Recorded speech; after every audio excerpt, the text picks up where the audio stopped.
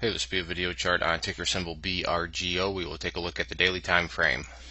Don't believe I've ever done this one before. I had a bunch of requests coming on it last week, but I just had a crazy busy week, so I barely did any videos last week, but wanted to get this one updated here now, especially after the move. But regardless of what really today happened, I plan on doing one anyways, but perfect timing as this upwards move just continued, and actually today continued in a big way. The reason we're looking at a scrunched up chart here, I'd like to be able to zoom in a little bit more, but in order to find supports and resistance levels, we got to go back quite a bit of ways in history. So it's a good reason why the chart is scrunched up like this and covering such a long period. So again, I'm sorry that we can't look a little bit more closer, but at the same token, like I said, it's definitely a good reason why we have to look at this time frame. So let's first start off with some support levels. The newest level of support was put in today, and that comes right here at what we'll call 004.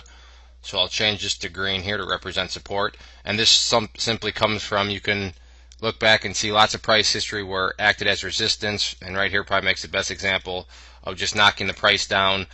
Here it looks like 4 days in a row this level knocked the price down, but today you can see not only did the price break above 004, close well above it, up at 004.5. So this is, again, like I said, the newest area of support.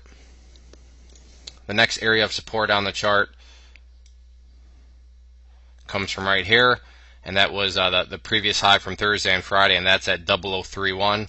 So that's another area of support, and I know these levels are really far down from where it currently is, but when you have just basically parabolic moves like that, that does create some spaces between the support levels. And then really now the key level of support is this yellow line here. This is the 200-day simple moving average, and this is the level that you want to see continue to hold. That's valued at 0025. I know what you're thinking. Who would want to see the price go all the way down there? I'm not saying you have to see it go down there, but think about this for a second. Let's say it were to come down here, find a low, and then head back up. This set of lows would still be higher than this set. So when we'd go to draw a trend line, we would be able to draw an uptrend line, and that's the name of the game. So while the price is all the way up here, the price could still pull back, and as long as it maintains above this yellow line here, the 200-day simple moving average, the chart's still going to remain pretty darn bullish looking.